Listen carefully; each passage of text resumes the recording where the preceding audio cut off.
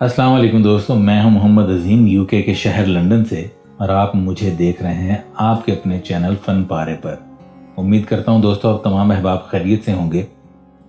दोस्तों कुछ दिन पहले सोशल मीडिया पर फेसबुक पर एक तहरीर पढ़ने को मिली जिसको मैंने बार बार पढ़ा। इस कदर खूबसूरती से लिखी गई तहरीर थी वो, और मैंने ये तलाश करने की बहुत कोशिश की कि असल में वो तहरीर लिखी किसने है।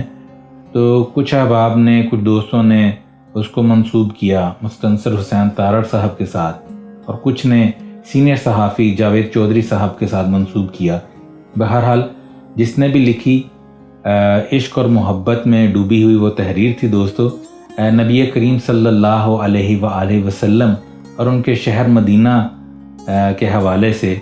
और फिर उसमें ये भी कि शहर मदीना वाले जो हैं, अहले मदीना जो हैं, नबी करीम सल्लल्लाहु अलैहि वसल्लम के उम्मतियों से वो किस तरह मोहब्बत का इजहार करते हैं, ख़ास तौर पर रमज़ान शरीफ के महीने में। तो दोस्तों मैंने सोचा कि मुझे वो तहरीर जो है सदका जारिया के तौर पर एक बार अपने चैनल पर पढ़कर अपने अहबाब तक ज़रूर पहुंचानी चाहिए। अगर आपको पसंद आए तो लाइक, शेयर और चैनल को सब्सक्राइब ज़रूर कीजिएगा और दुआ में भरपूर याद रखिएगा।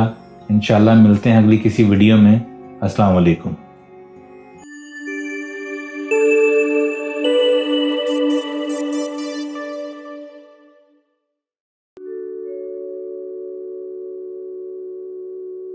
आज भी मदीना के शहरी किसी अजनबी को देखते हैं तो उसे मोहम्मद कहकर पुकारते हैं और साथी को या सिद्दीक। लिहाजा ये दुनिया का वाहिद शहर है जिसमें हर मेहमान, हर अजनबी का नाम मोहम्मद और हर साथी सिद्दीक है। अंसार ने हजूर सल्लल्लाहु अलैहि वसल्लम की तवाज़ो की और उनकी नस्लें हजूर सल्लल्लाहु अलैहि वसल्लम के मेहमानों की खिदमत कर रही हैं।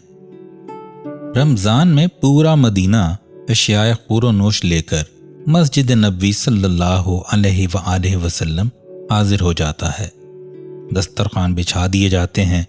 मेज़बानों के बच्चे मस्जिद नबवी के दालानों, सुतूनों और दरवाज़ों में खड़े हो जाते हैं। हजूर सल्लल्लाहु अलैहि वसल्लम का जो भी मेहमान नज़र आता है वो उसकी टांगों से लिपटकर इफ्तार की दावत देते हैं। मेहमान दावत कबूल कर ले तो मेज़बान के चेहरे पर रोशनी फैल जाती है, नामंजूर कर दे तो मेज़बान की पलकें गीली हो जाती हैं। मैं मस्जिद नबवी सल्लल्लाहु अलैहि वसल्लम में दाखिल हुआ तो एक 7-8 बरस का बच्चा मेरी टांग से लिपट गया और बड़ी मोहब्बत से कहने लगा, चचा चचा आप मेरे साथ बैठेंगे। मेरी मुंजमिद वजूद में एक नीलगूं शोला सा लरज उठा। मैंने झुककर इसके माथे पर बोसा दिया और सोचा कि ये लोग वाकई मुस्तहिक थे कि रसूल अल्लाह सल्लल्लाहु अलैहि वसल्लम अपने अल्लाह के घर से उठकर इनके घर आ ठहरते और फिर वापस न जाते। वहां रोज़ा अतहर के करीब एक दरवाज़ा है, बाबे जिब्राइल। आप सल्लल्लाहु अलैहि वसल्लम उम्मुल मोमिनीन हज़रत आयशा सदीक़ा रज़ियल्लाहु ताला अन्हा के हुजरा मुबारक में क़याम फरमाते थे। इफ्तार का वक्त होता, दस्तरखान बिछता, घर में मौजूद चंद खजूरें और दूध का एक आध प्याला इस दस्तरखान पर चुन दिया जाता।